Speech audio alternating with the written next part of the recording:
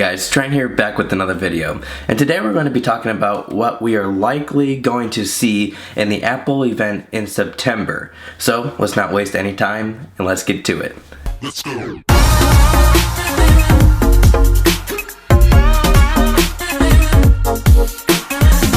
So judging by Apple's history, we know that there is going to be a big keynote event in the beginning of September. That's either going to be the first week of September or the first and a half week of September. But nothing has been officially released yet, so we won't know the exact date until then. But let's talk about what we already know that is going to come out in September, and that is the Watch OS. Apple is really focusing on upgrading the watch's usability from trying to make the watch a little more snappy so that you're not always sitting there waiting for apps to load, and so they want it to be very quick and very efficient. And another big thing that's going to interest me most is that you're going to be able to scribble on your watch to reply to text messages from the Apple Watch, which I think will be pretty sweet. The next thing Apple told us that for sure is going to be coming out in the fall is a new upgrade to the TV OS, to the Apple TV. They're not doing a whole lot, but they're going to be adding like thousands of apps to help relate to everybody to make a better TV experience so everybody can kind of relate to it. The coolest thing about the Apple TV update is going to be that there's going to be an iPhone dedicated app for the remote, so you're going to be able to use your iPhone app as the remote for your Apple TV instead of using that very tiny, small, slim remote that you lose into the couch every time you try to use it. Apple has also told us that they're going to be releasing a new Mac OS. Yes, I said that correctly, Mac OS. It's no longer going to be OS 10 or OS X and stuff like that, but they're going to be naming it Mac OS Sierra. And Apple's main focus is a bunch of continuity features. And the one that I thought was coolest was Wake Your Mac. So instead of like opening your MacBook and your MacBook prompting you to type in your passcode, if you're wearing your Apple Watch, your MacBook's gonna automatically recognize that that's you wearing your Apple Watch, and it's gonna skip the whole login process and let you get straight to your business.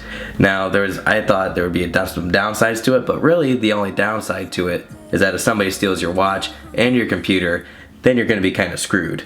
But other than that, I think it's going to be a pretty sweet update. Apple has also showed us that iOS 10 will be coming this fall as well, and they gave us a pretty nice preview of it in this past June, and my god does it look beautiful.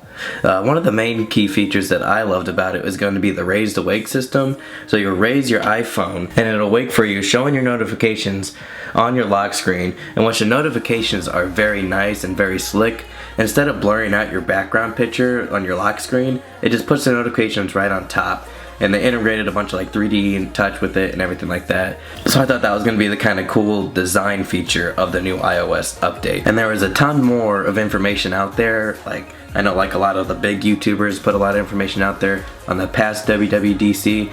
And that information will be really easy to find, but I really just want to talk about what to expect this next September. So the Apple Watch has been out for over a year now, and it might be time to possibly give us a new Apple Watch, as in maybe like the Apple Watch 2.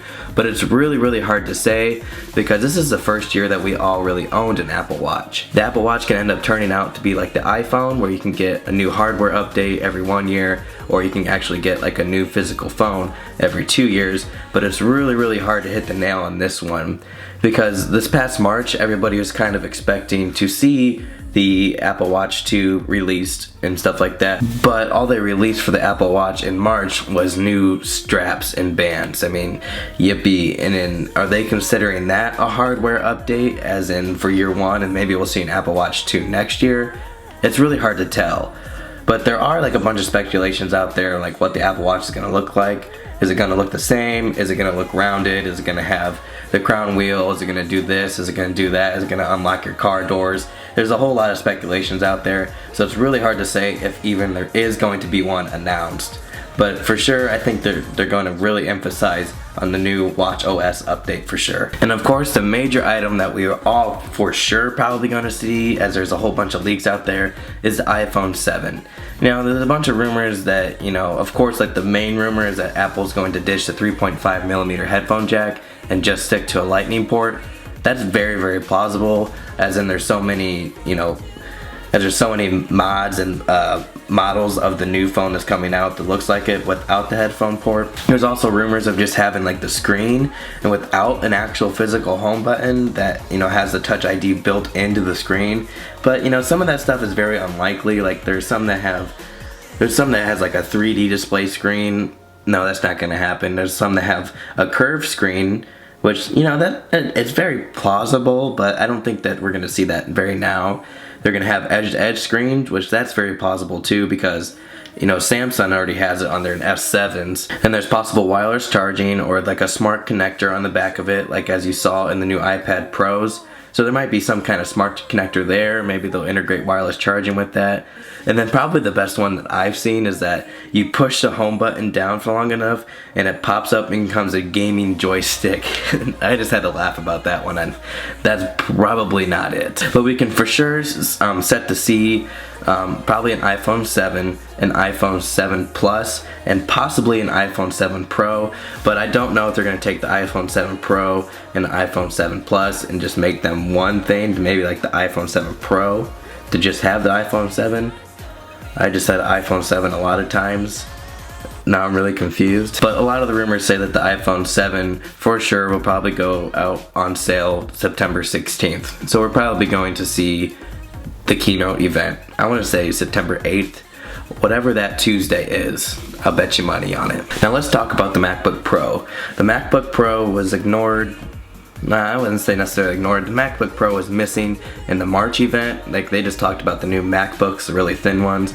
And then this past June, it was just completely ignored. Like, they didn't even like hint at the MacBook at all. But I really do think that they're going to announce the new MacBook 2016 model. And there's a lot of rumors flying out for it. Especially since the iPhone 7, they're going to eliminate the headphone jack.